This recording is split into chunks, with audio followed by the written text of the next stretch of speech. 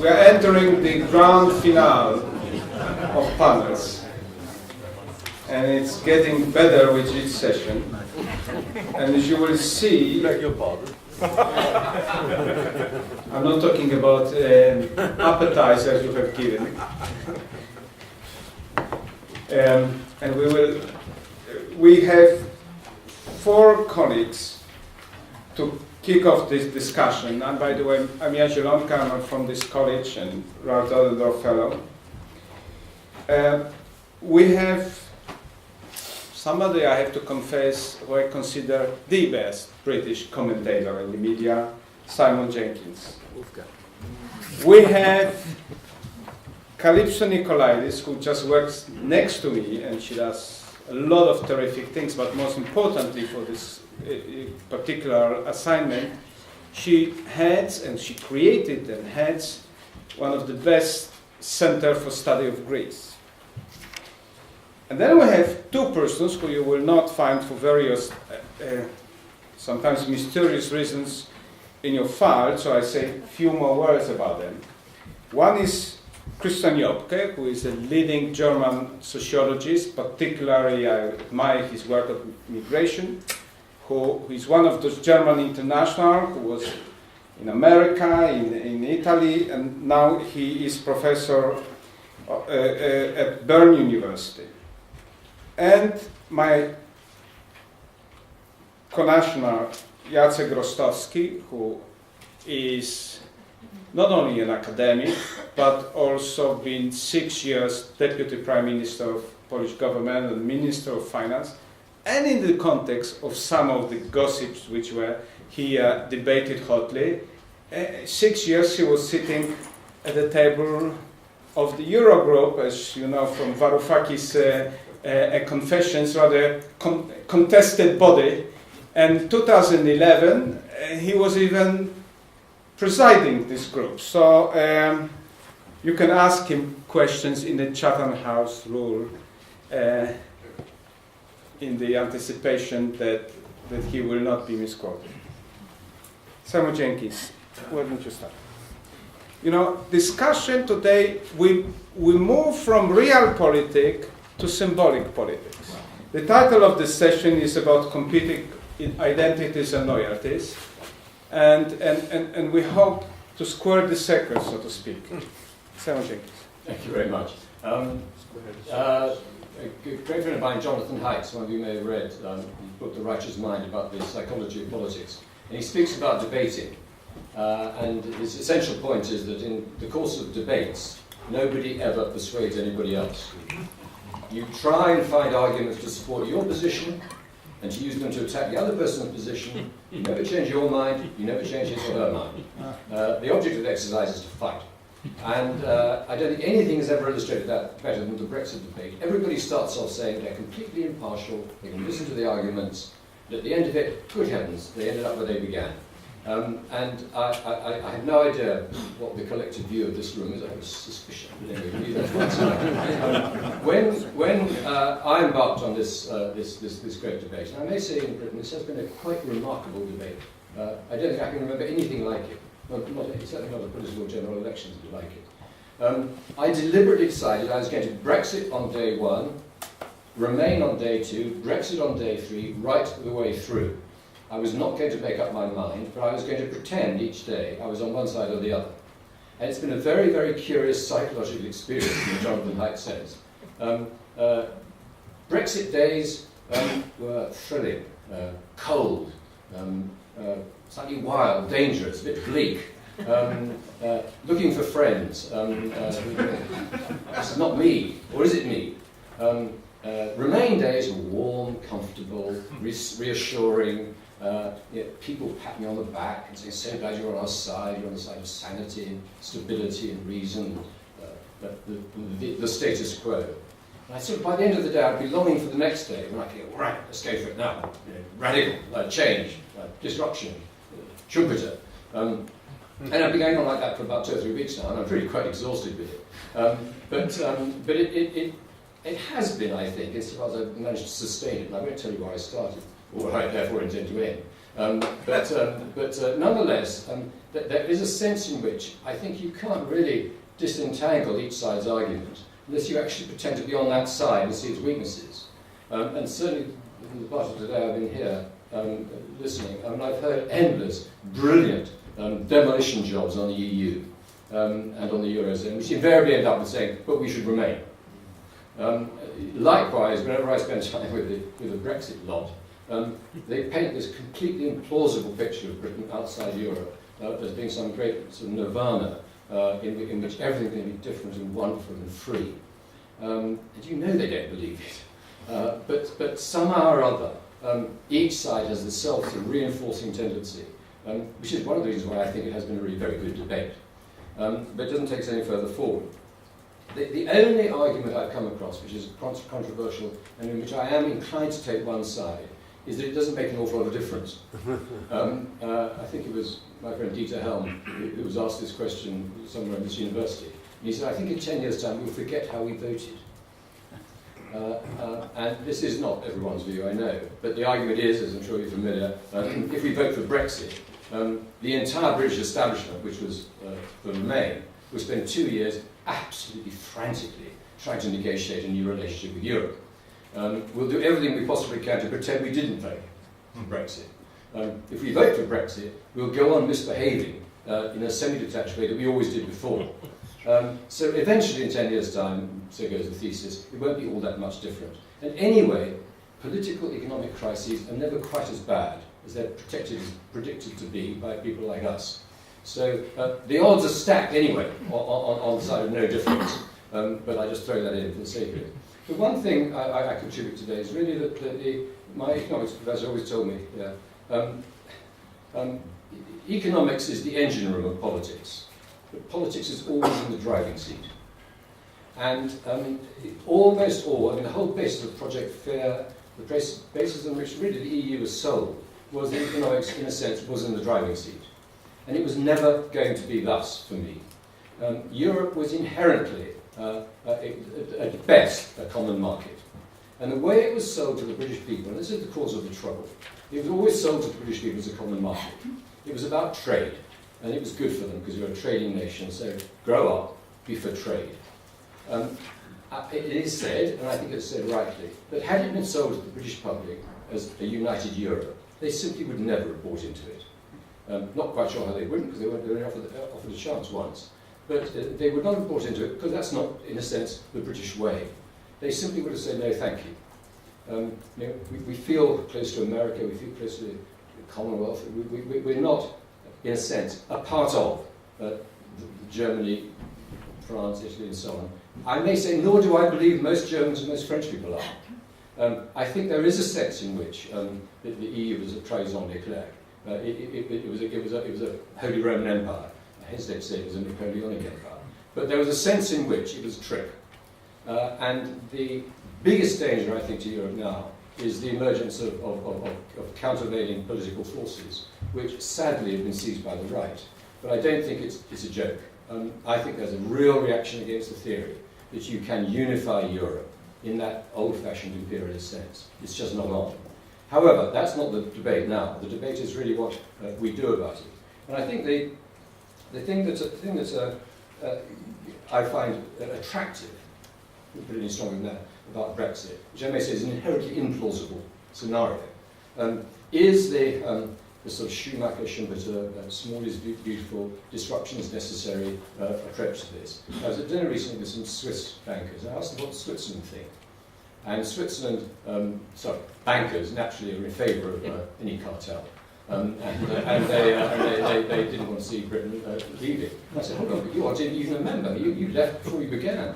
And they said, yes, it's pretty hellish. We negotiate every week and you deal with Europe, endlessly telling us to get our immigration acts in order and so on. And the longer they tried to persuade me that Britain should stay in Europe, the more they were persuading themselves that Brexit was rather a good idea. And by the end of the dinner, it was chaos. But it was interesting that the kind of really sharp, bright young guys who were thinking, we've got to shake this place up. The EU is a disaster. It's the worst sort of cartel, the bankers' cartel. The monetarism isn't even working. Nothing's working properly. How on earth do you change it? You only change it by traumatizing it. You do not change it by sitting around comfortably from within. They were egging me on to sort of, change sides as I was then. I think that must have been a Remain day for me.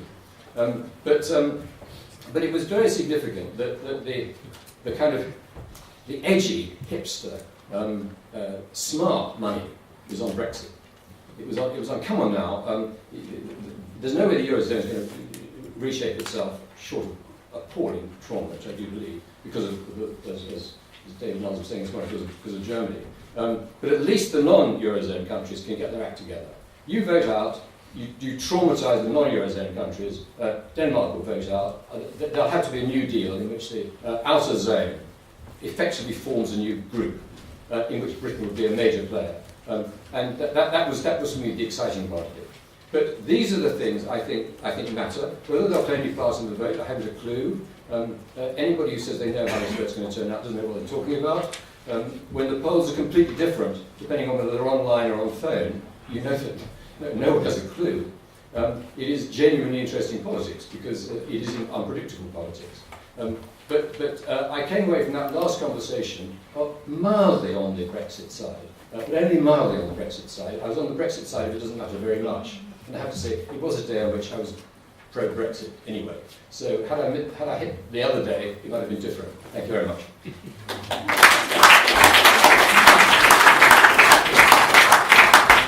Thank you. Thank you very much. Christian, maybe you will now continue. We were told that over 10 years we will not remember who voted how. So this is all hype. Christian, is it all hype from your perspective? We will see, Jan. As I am not on the program, I have a license to be foolish. I thank you, Jan, my old colleague from the EUI, for inviting me. And I must start with two reservations here. First, I'm about as German as Jan is Polish. Who knows Jan knows what that means. Second, I'm not an expert on the European Union. I'm not even a Euro scholar, and I've never pretended to be one.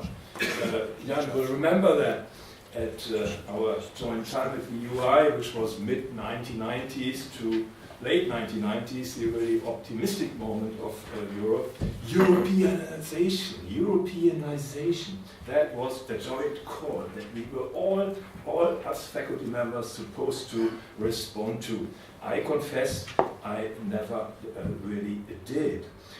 Popular dissertation topics at the time, what were they? European identity and its sociological underpinnings. According to the motto, now that the Eurocrats have made Europe with the Euro as its crowning, the Euro scholars have to help make Europeans. Only that this creature never happened. And the swan, call it the swan song of failed Europeanization, is a marvelously sarcastic work by a former EUI student with the title, you may know it, Eurostars and Eurocities. It shows that our Eurostars, those who made it from the bar fiasco to Amsterdam, they unfortunately lost. They lost out against, now as before, national elites and only ceremonially moving elites. They're fled by the Gracht. The desired school place for the kid is just for the Amsterdammers to get, and not for the British or the Spanish EUI PhD. Now let me use this occasion to comment directly on a statement that I found in your conference description.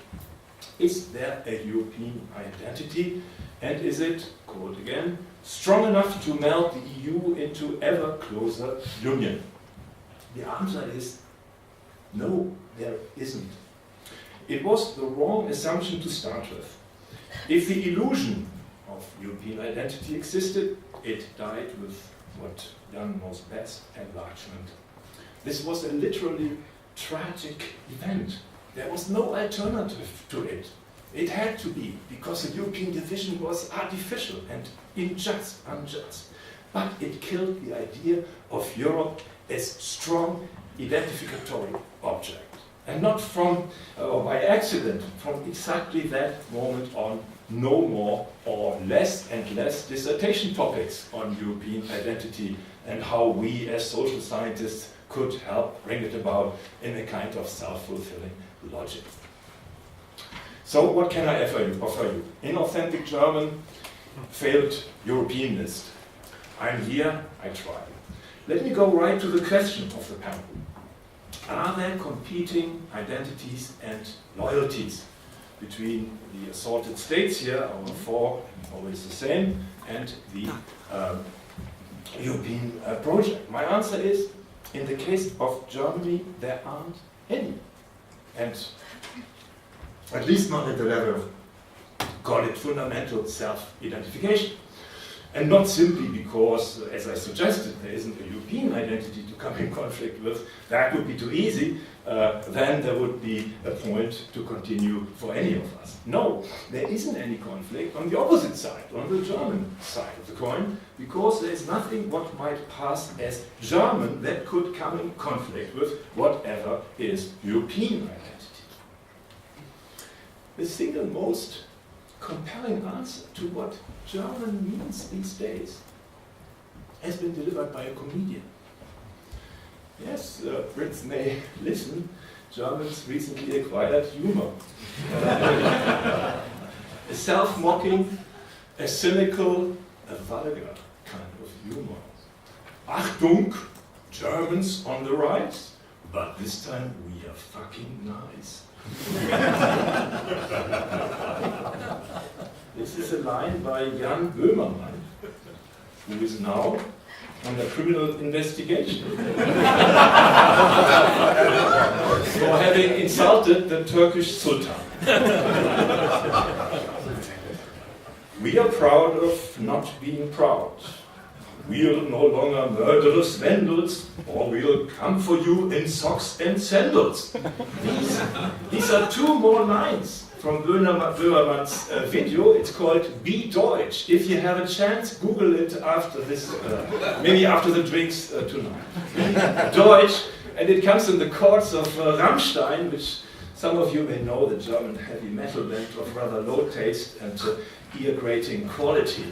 And at the end of that video, the European flag is waved by a bizarre bunch of overweight Germans in Birkenstock, Fahrradhelm, and they exclaim, "Not you, we," followed by mildly satanic laughter. I myself have written more dryly about the paradox of universalism, which is the impossibility of liberal states to invoke particularistic identities and to impose them on newcomers as a price for admission. Maybe even to invoke any identity at all, because an identity cannot but be a particular thing. And well, the 3 million viewers of the Be Deutsch video posted actually just a month ago, which is amazing, that 3.5 million viewers just in 4 weeks. They know better. Proud of not being proud is we, not you. But let's get serious. Earlier this week, I was in Berlin because I'm a member of the so-called expert council on integration and migration, the Sachverständigenrat.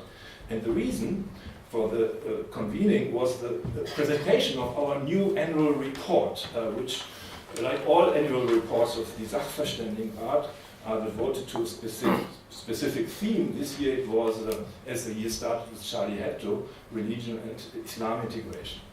And like these annual reports of the Sachverständigenrat, this one also contains a so-called Integrationsbarometer. That is a representative survey of how the general public thinks and feels about burning issues, all of them, of course, related to migration and integration. And there are 2 tables in it.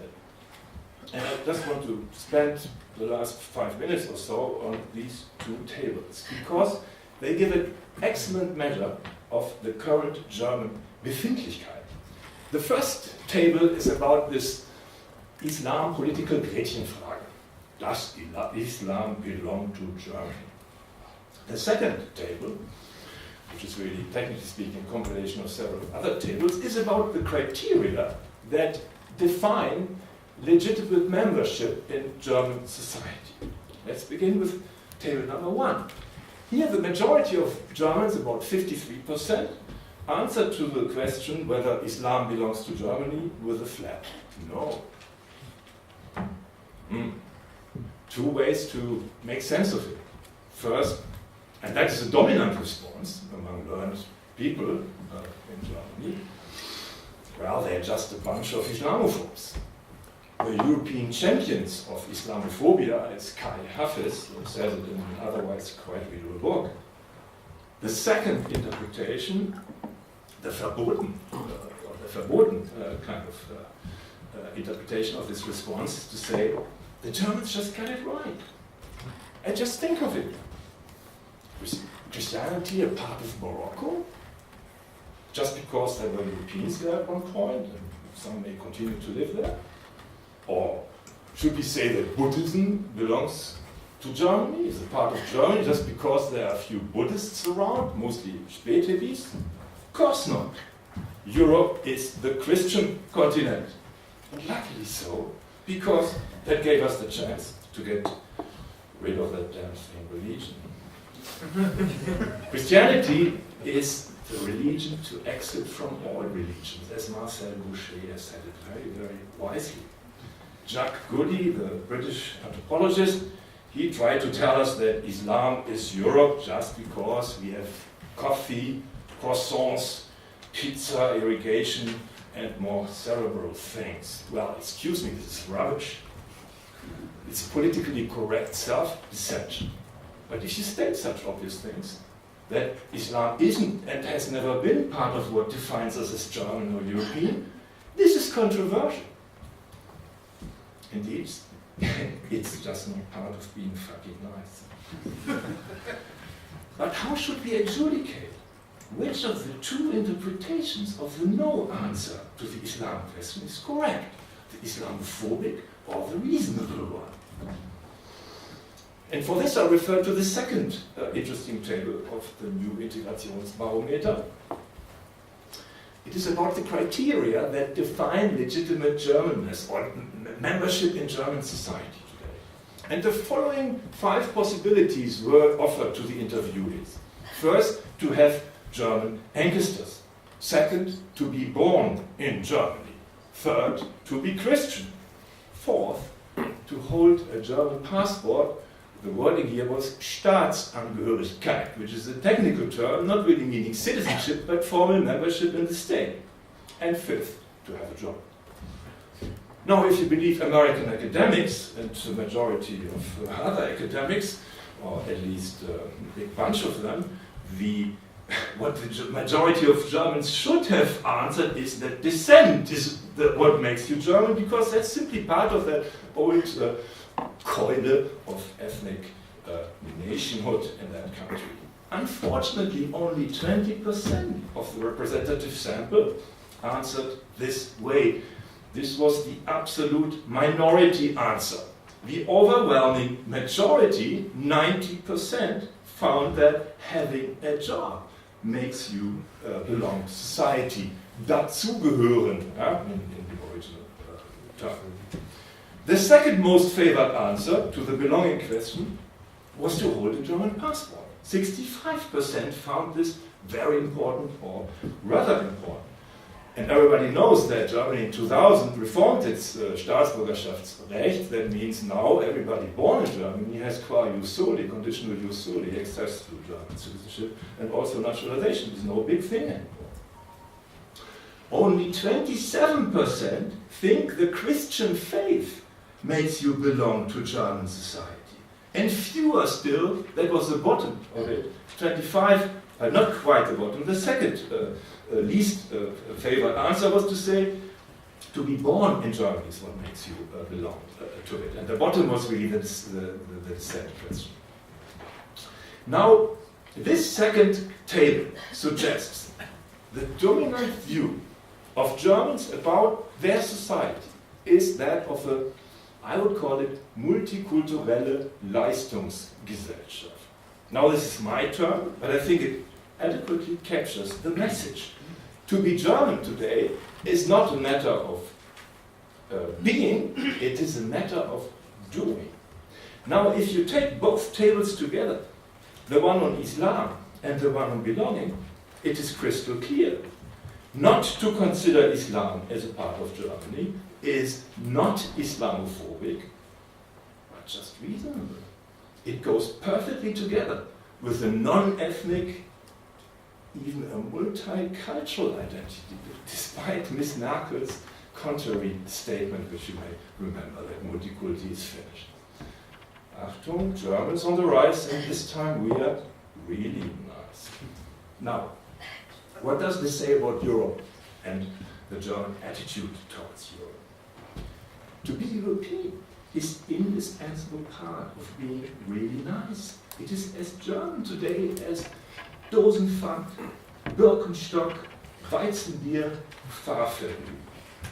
Conversely, Miss Merkel today is the indispensable European. That was the title page of the Economist quite recently. That also, if you order to go towards the middle of the issue, concerned a rather smallish, nasty piece about the dispensable French. From the start, Europe was the insurance policy for Germans to be safe of themselves.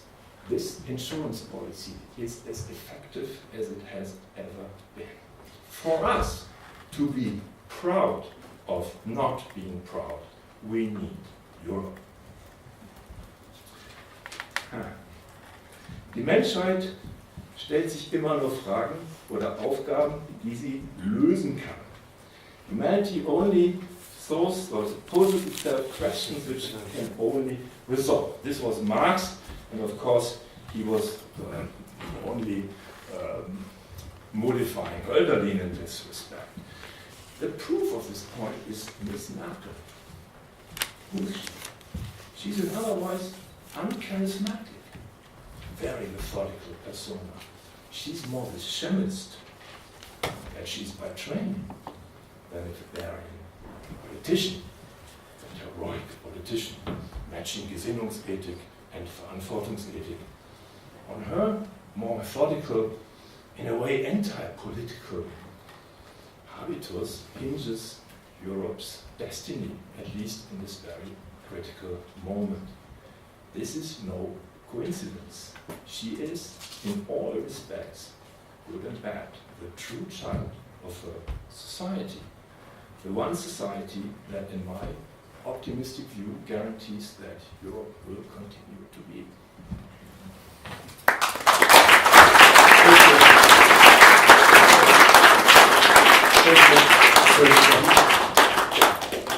We learned something new about the German identity, and now we ask Jacek Rostowski to give his perspective.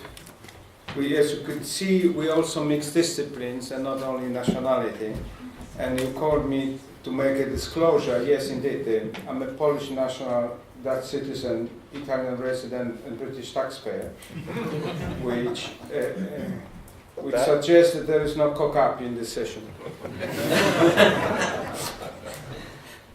Okay. Well, thank you very much for asking me to step in for Ryszard Legutko, who wasn't able to come, from the governing Law and Justice Party. I think you would have had a thrill if he had come. I shall not be able to provide emotions about that magnitude. One other correction I have to start off with. I was never a member of the Eurogroup because Poland isn't in the Euro. I was, together with Anders Borg, who's sitting here, a Swedish finance minister at the time, member of the ECOFIN. And indeed, to such an extent that when Poland had the presidency, and we were invited by Jean-Claude Juncker and by Wolfgang Schäuble to join the Eurogroup as the presidency of the ECOFIN, we came to one meeting, and then we were told that the French, that Sarkozy said that he would walk out, the French delegate minister would walk out if we were ever there again. And I think the interesting thing about the reason I'm telling you this is it shows how the mighty have fallen. And I'm here speaking about France, and I say that without any satisfaction. I think that is actually one of the great problems that we have in Europe, is the degradation of France and its political strength. And I'll come back to that because I'm mostly going to be talking about Germany, which I know a great deal less about than the previous speaker, but I thought I wanted to just say two things before I started. I entirely disagree with Simon Jenkins that we shan't remember how we voted. We may, in 10 years' time, lie about how we voted. But I think that this will be one of those moments that we shall never ever forget, particularly if there's a Brexit. This will be a little bit like what we were doing when Kennedy was shot, which I certainly remember, although I was only, I think, 9 at the time, 11 at the time. And the reason for that is what Mr. Klabotta said. Europe is now at an exceptionally path-dependent moment. One major mistake like Brexit can set off an avalanche of one extremely bad event after another, which can end in a situation in which we shall be saying, not as you suggested, that we always overstate the consequences of crises. We'll be saying, as people did after August 1914, we all went off singing and we came back in a slightly different mood. So I actually see this as extremely dangerous. And one of the things, as also a British citizen, because I also have multiple whatevers, is I find extraordinary the unbelievable lightness of being British at the moment, and of thinking of this Brexit as not being very substantial. The unbelievable lightheartedness with which the British elites, as well as the population, sees the likely event, the way they'll be able to cope in the outside world. My own intuition as to where this absurdly optimistic view comes from is extremely high London house prices. That really makes you feel good and makes you feel that the world is your oyster. Just see what happens to London house prices if you vote Brexit. I mean this very seriously, and I think that I don't want to carry on because we'll see, but because ultimately, although the British are light-hearted, I think that the fundamental problem in Europe at the moment is, of course, Germany, as it almost always has been. And I think I was extremely heartened to hear what you said, because it would be wonderful if it were true, and maybe it is true, because I actually know very little about Germany. All I can say is that I observed the behavior of German governments over 6 years in the ECOFIN, and that behavior suggests a completely different revealed preference. And let me just say a few things about what I see as the source, the fundamental problem. Somebody who took part in the 1989 transition in Poland, the move from communism, shock therapy. My immediate boss was called the Mengele of the Polish economy by populists. I don't actually feel that I have any reason to justify my monetarist and structural reformist credentials. Nevertheless, I'm realistic enough, and I've always believed this, that there are times, and it's about once every 80 years, that Keynes is right. And it so happens that I, with my beliefs, extreme neoliberal beliefs, happen to have been finance minister during this financial crisis, which is the second time he's been right in 80 years. Bloody bad luck. Now, the problem with this is that the Eurozone has been constructed to exclude Keynesian policies, which 80 years out of 90 is the right thing to do, but they also have bad luck. And they've also actually had the Eurozone with those rules at this moment. And the thing that I really want to understand, because the session is about identity and national identity and loyalty, is what is the source of this in the German self-identification and in the behavior of the German government. The question, in a sense, is the one I asked earlier. Is Germany just unwilling to agree to the necessary changes? And Professor Vines described them exactly. Right? You need a joint fiscal policy. You need counter-cyclical fiscal policy. At this time, you need, and if you don't do that now, you'll never get out of a situation where you need it. You need a joint counter-cyclical monetary policy which will actually be effective by eliminating the redenomination risk, as Professor Virtuous said already. Both of them got the definition of the problem almost 100% right, although I'm not sure Professor Virtuous is right about Greece not needing to leave. That's a different issue for its own good. But that's a completely different issue. I won't come back to that. The question is Germany just unwilling to accept the changes that are fundamentally necessary for the Eurozone to survive, and therefore for Germany's national security to be secured for the next 10, 20 years? Or is it unable to accept those changes? My intuition is that it's unable, because the risk is so huge. Germany has been the great beneficiary of the European Union. It's essentially allowed it to achieve the Wilhelminian program, or the Bismarckian program, of European hegemony, but without war, right? And not necessarily to the disadvantage of the rest of Europe until the Eurozone crisis started. And now we've got this crisis, and this crisis can blow all that up. And on top of that, of course, Vladimir Putin is just waiting for all this to happen. And it's not an accident that he finances the National Front, and the Scottish National Party, and AfD, and so on and so on. So the question that we have to ask is are the Germans just unwilling to change, or are they unable to change? Because of such a deep self-identification of the German people with this frugality and the Swabian housewife and so on, that they simply cannot do it, even though they see, and they must understand that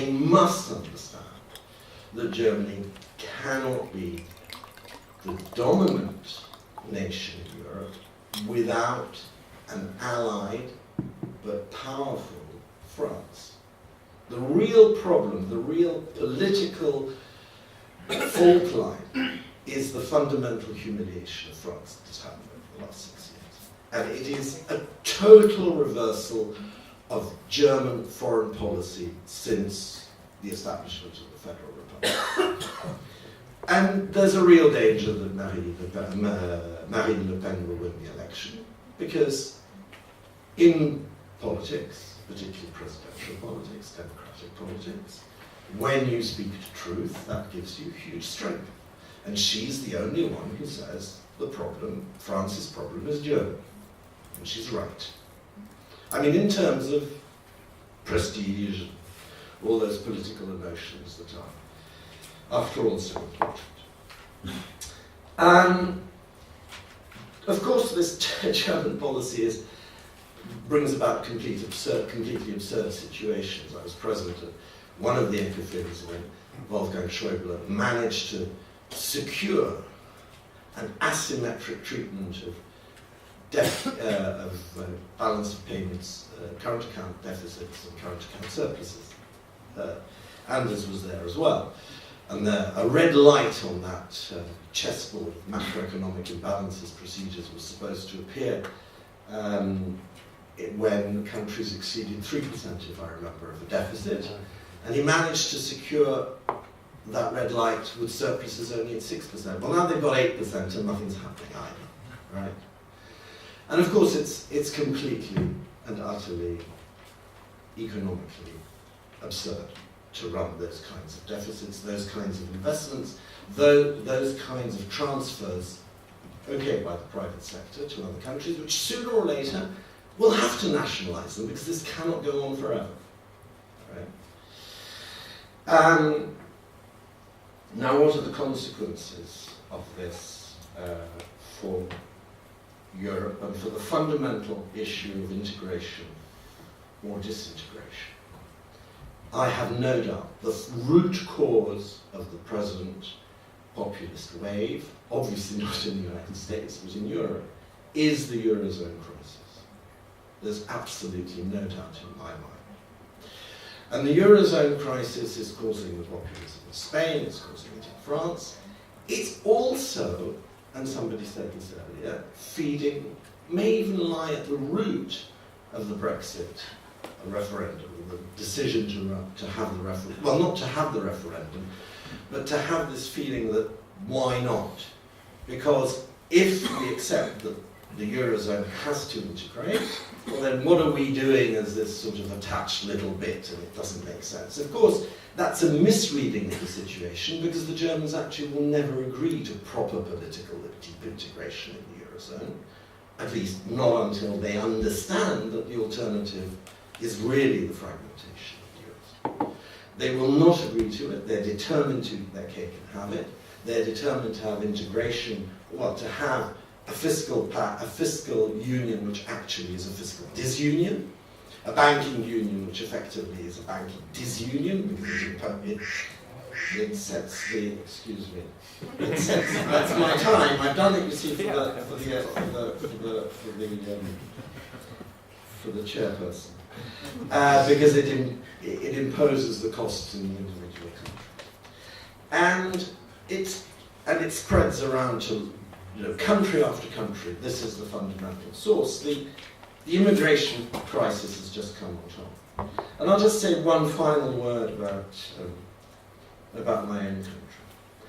And the implications for Poland. I am deeply convinced that the present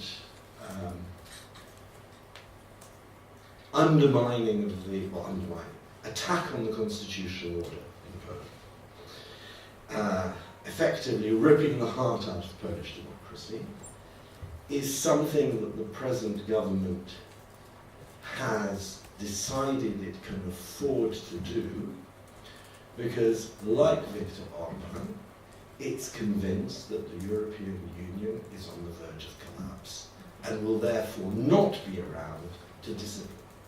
Of course, what they haven't quite cottoned onto is that this is a perfect moment for them because the European Union is too weak to discipline them, but still, and European Union and NATO, strong enough to prevent the Sixth Guard Division, the 6th Skov Guard Division, from reaching the Vistula.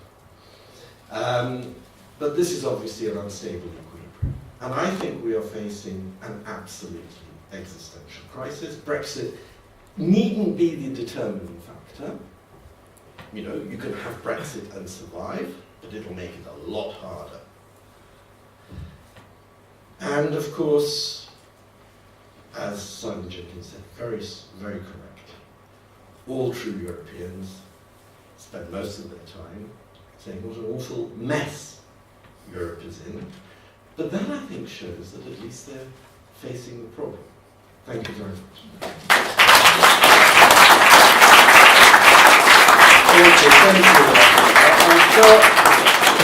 I'm sure people will ask you whether your predictions about prices of houses in London is good or bad news for Brexit. But I invite Kalypso now to install the array of data which will convince you to vote according to reason rather than soul, right? I'm not sure about reason, Jan, but indeed having heard the banter on national identity, I can't resist reminding you of the story of the guy who's lost in a civil war, maybe somewhere in Europe. He runs into a gang, armed gang, who asks him, you know, are you with us? Are you with the others? And he said, I'm with you, of course. And he said, too bad, we are the others. So I'm kind of the other two, like Jan and Jacek. And, you know, yes, today I'm speaking for the Greeks, perhaps, not really, because I have a Greek name and a Greek father, but on the other hand, I have a British husband and kids, a German grandfather, and a Polish grandfather-in-law. So I cover all the bases. The real elephant in the room is the one you've all cited. I'm born and bred in France. So I feel the humiliation. Although I spent a lot of time at some point trying to give up my French passport when Chirac said they better have shut up, these Poles and others. So I guess that when we talk about all these issues, and as we've done all day today, everyone has mentioned, obviously, the moment we're in, the Crisis Engrenage.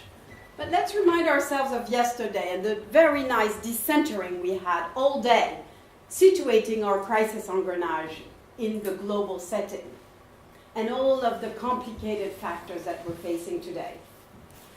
Now, of course, we Greeks, we always like to think that everything started in Greece. And for once, it was true. That's how the crisis started, and we've heard the story this morning by Yanis and George.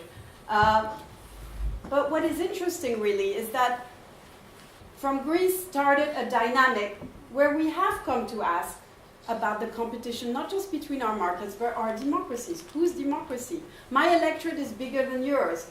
Yes, there was revolt to start with, but then ballot conflict. Whose people will win out? All the way to today's refugee crisis, which pits peoples against people. So this transformative crisis, and Saskia Saskin spoke yesterday in a way about a kind of Schumpeterian transformative moment, is full of foreboding, but also of potential. How do we reinvent this democratic competition? Now, Greece, of course, we've heard Yanis talk about the Greek agony. All the graphs are bad. But of course, the Greek irony too, because in spite of all of this, Greece still supports Europe more than anyone else, almost, in the continent.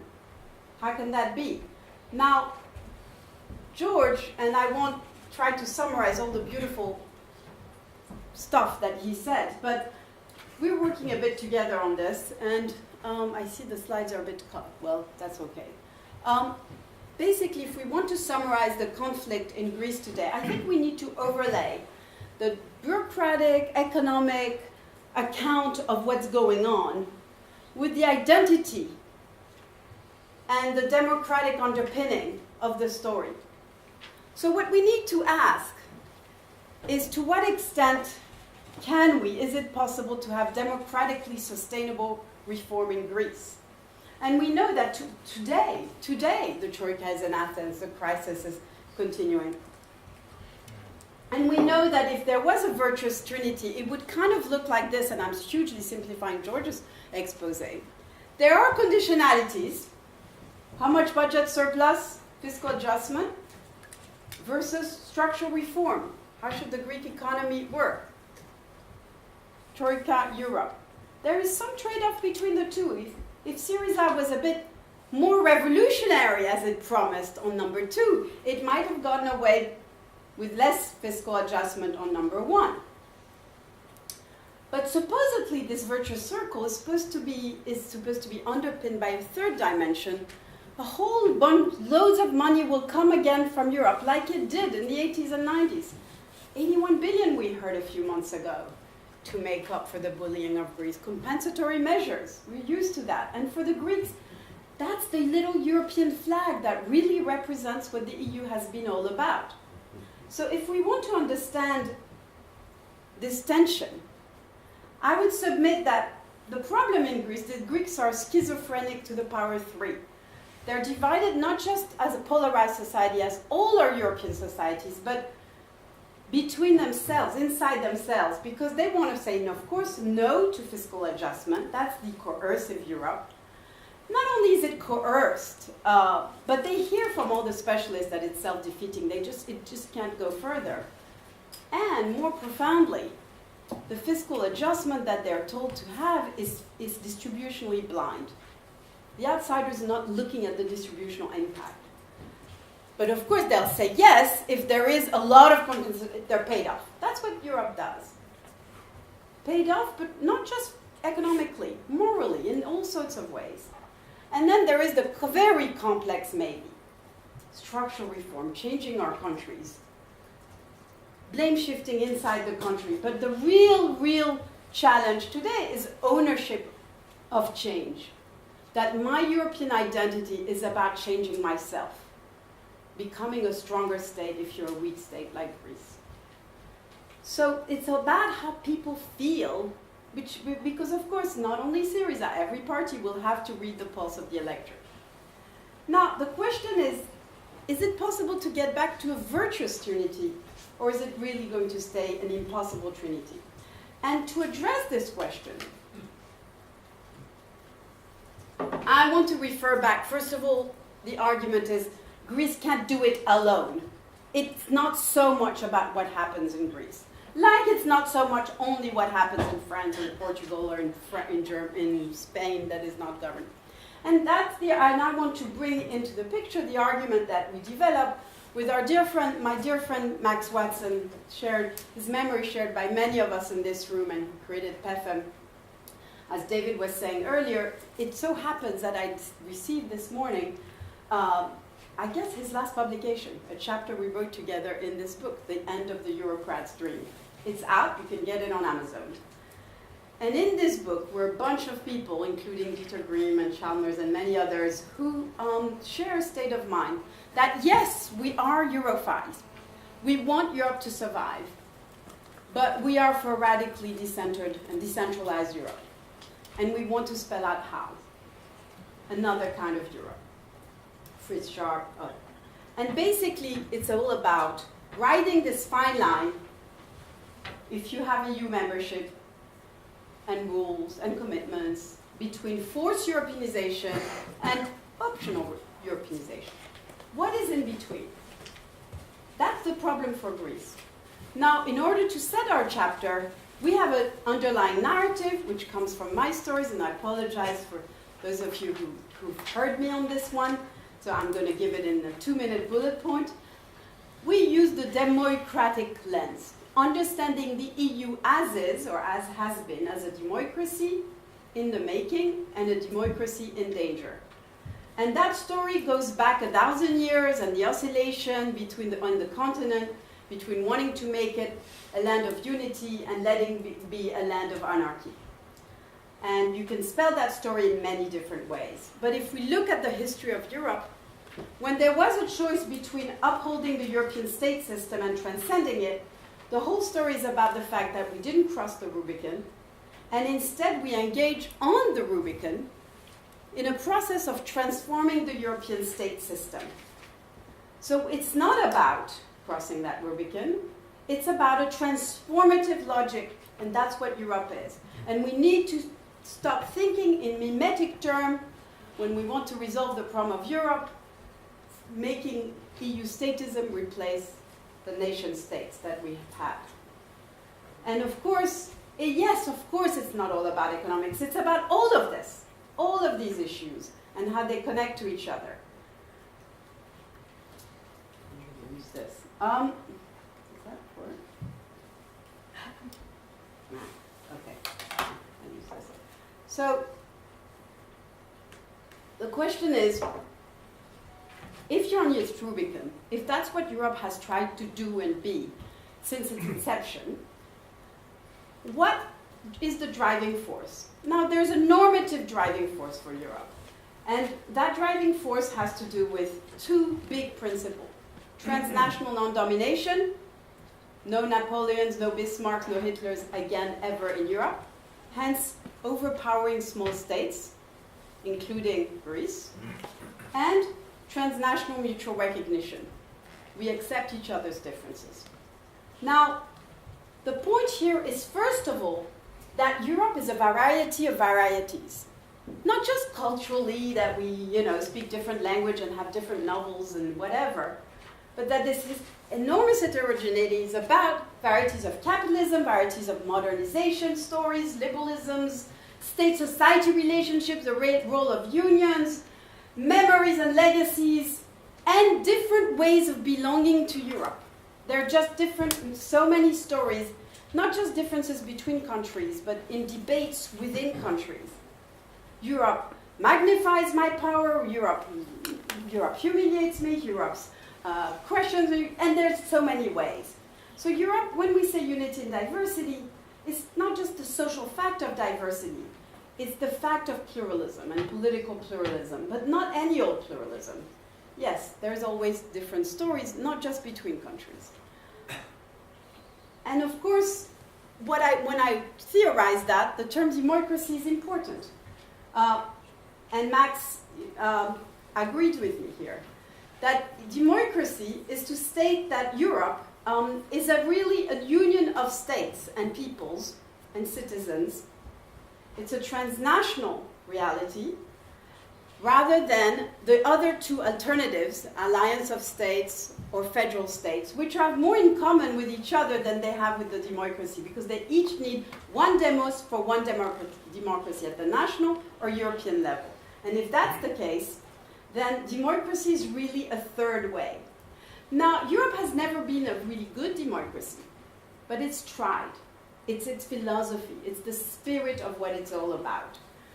And indeed, I would have said it's all about Kantian idealism about Europe, but we could come back to that. The point and the summary is that we have demoi, including a kind of thin European demos, I don't mind, but we have all these demoi, or regional demoi, if they come about. We have the common kratos, but because we're in it together, but not as one. But these demoi are not any old demoi. They need to be radically open. They need enlarged identities, as Kant would say. And if you ask, of course, what's fascinating, and there are, of course, hundreds of academic books, and my students in the room will have studied them with us, you have all these various spirits. It's fascinating to see that in the crisis, those who say that I'm European and country, or country and European, stay on top. In Greece, they're a bit higher. In Britain, they're quite lower. But those two curves remain there. Only country or country and European. So we have a question as to how all Europeans negotiate this double identity. But the crisis hasn't changed that. It's changed the vision of the EU's policies across states, rather than these identification questions. And indeed, the crisis, what it has done to the whole story I just said, with the storms that have hit us, is to say, okay, now why do we feel torn? Because there's the German-led temptation. Let me be fucking nice. And to be fucking nice, I need to be European. And to be European, I need to unify this continent, except I want my cake and eat it too, as we just heard.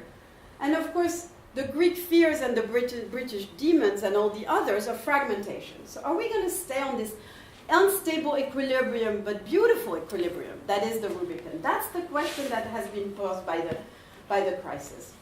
And with Max in the chapter, we go to a great extent in talking about what we've heard all day in the German Orthodox narrative.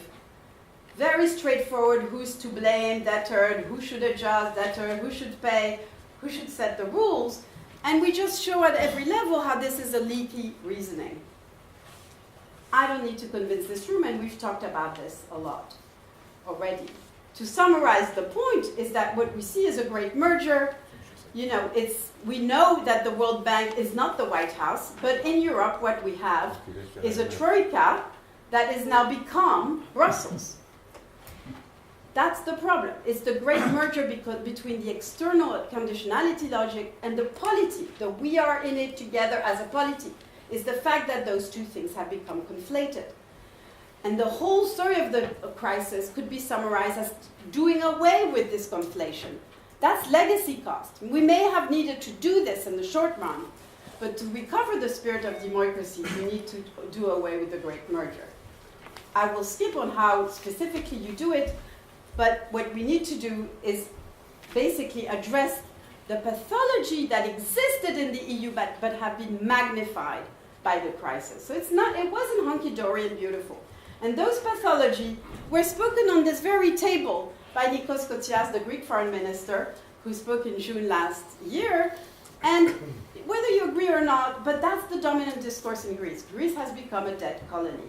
And everyone in the room was like, really? That's a strong term.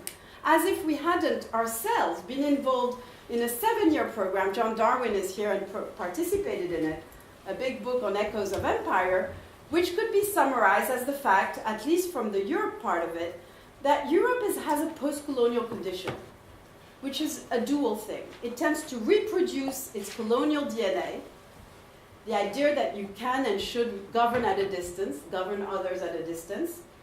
Yes, that's reproduction, but it also wants to transcend and overcome that in various different ways. And it's negotiating that duality both in the world and inside Europe that we are up against.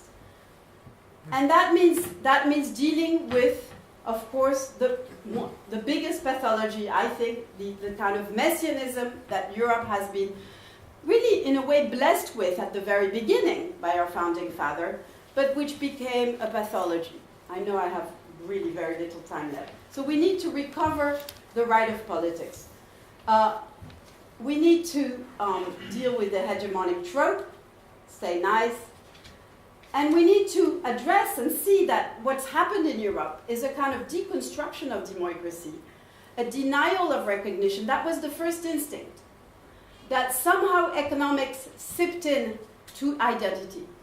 And so we've had this Greek-German story for years now, and it is one that has fascinated all of us and infuriating all of us.